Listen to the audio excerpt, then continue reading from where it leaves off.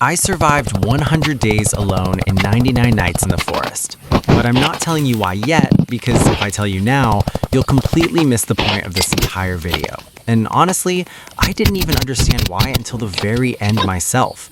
Because when this challenge started, I thought it was going to be easy, like genuinely easy. The kind of easy where you think, why does everyone struggle with this? And then immediately regret every life decision you've ever made. Because the moment I spawned in, something felt off. Not dramatic off, not jump scare off, just wrong. Like the forest was standing a little too still. Like the trees were closer than they should be. Like the sun was already planning to leave before I had even figured out what direction I was facing. And I remember thinking, okay, calm down, it's just day one, which is the exact sentence that guarantees you are about to have a terrible time. Because before I even had a proper shelter, the light started disappearing faster than my confidence, and suddenly I was speed-running survival like my life depended on it, which it did. So I built what can only be described as the worst shelter ever created, a pile of sticks and leaves that looked like it would collapse if I looked at it too aggressively. But I told myself it was fine, because it was only one night. Just survive one night, that's it. Except when night arrived, nothing happened. No attack, no chase, no dramatic moment, just silence. And that was somehow worse, because silence in this forest isn't peaceful, it's loud. Every sound feels intentional. Every rustle sounds like it's approaching. Every shadow looks like it's thinking about moving. And by the end of the first night, I realized this game wasn't scary because of what it showed you, but because of what it refused to show you. And by day 3, I was already jumping at my own footsteps. By day 5, I was checking behind me even when nothing had happened for hours. And by day 10, I was talking out loud just to hear a voice that wasn't the forest's. Because when you're alone long enough, silence stops being quiet and starts being aggressive. And that's when survival turned into routine. Wake up, gather food, gather wood, fix shelter, survive the night, repeat. Which sounds smart until you realize the forest absolutely loves routines, because routines make you predictable, and predictable people make mistakes. And by day 15, I thought I had things under control, which was mistake number 2, because the forest does not punish panic, it punishes confidence. And by day 20, I found abandoned camps hidden under leaves and dirt, broken shelters that looked like mine but worse, cold fire pits, scattered tools, which was the forest's way of casually reminding me that I was not special and that others had survived here too, just not long enough to leave. And that thought stayed with me longer than I wanted it to, because every time I returned to my shelter after that, I wondered how many days they had lost it before making one wrong decision. And by day 25, hunger started becoming a personality trait. Stamina started feeling like a suggestion instead of a resource, and every trip away from safety felt heavier, longer, riskier. And by day 30, survival stopped feeling impressive and started feeling like maintenance, like I wasn't progressing, just preventing failure. And that's a dangerous mental state, because when you stop feeling progress, you start rushing, and rushing is how the forest wins.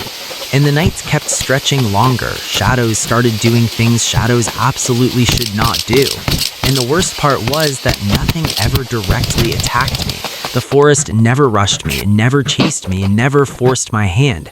It just waited, like it knew exhaustion would eventually do the job. And by day 35, I realized the forest doesn't want you dead, it wants you tired, because tired people misjudge time, distance, and risk. And by day 40, loneliness settled in fully. Not dramatic loneliness, not sad movie loneliness, but quiet, heavy loneliness. The kind where silence presses on your ears, where you start noticing your own breathing too much, where you replay conversations in your head just to feel normal. And by then, even the daytime felt suspicious, because peace in this forest feels temporary, like it's setting you up. And by day 45, I caught myself hesitating over simple decisions, not because I didn't know what to do, but because my brain was constantly asking, what if this is the mistake? And that hesitation almost cost me everything more than once. And by day 50, survival officially stopped being fun, because by then I wasn't surviving to prove anything, I was surviving because stopping felt worse. And the worst nights were the quiet ones, The nights where absolutely nothing happened, because anticipation drains more energy than action. Your brain fills the silence with the worst ideas possible. Every sound becomes suspicious. And by day 55, I was so mentally tired that even small tasks felt heavy. And that's when tiny mistakes started stacking up. Staying out a little too late, underestimating hunger, trusting that I had enough energy for one more trip, which is the most dangerous sentence in this entire forest. And by day 60, I was slower, not just physically, but mentally. Decisions took longer, reactions dulled, and the margin for error felt razor thin. And the forest still didn't change, still didn't escalate, still didn't react. It just remained constant, like a test that doesn't get harder, but punishes you more the longer you take it. And by day 75, the days blurred together so much that I stopped tracking time properly. Survival became mechanical, like I was maintaining a machine instead of living. And by day 70, I realized I hadn't felt excited, scared, or surprised in days. Just focused, locked in, doing what needed to be done without emotion, because emotion causes hesitation. Hesitation causes mistakes, and mistakes end runs. And by day 75, the mental strain started manifesting in weird ways. Shadows lingering too long in my vision, sounds repeating when nothing was there, my brain inventing patterns that didn't exist. And the scariest part wasn't that these things happened, it's that I noticed them and kept going anyway, because stopping to question them felt more dangerous than ignoring them. And by day 80, every action was deliberate, stripped of flair, stripped of emotion, because the forest doesn't punish recklessness, it punishes comfort. And by then, I understood something important. The forest doesn't care if you're brave, skilled, or smart.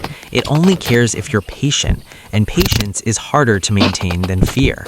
And by day 85, the final stretch didn't feel exciting at all. There was no almost there energy, no hype, no anticipation, just focus, treating every day exactly like day one, because confidence is the forest's favorite trap. And by day 90, I wasn't counting days anymore. I was counting margins, how much energy I had left, how much food I could risk, how much time I could afford.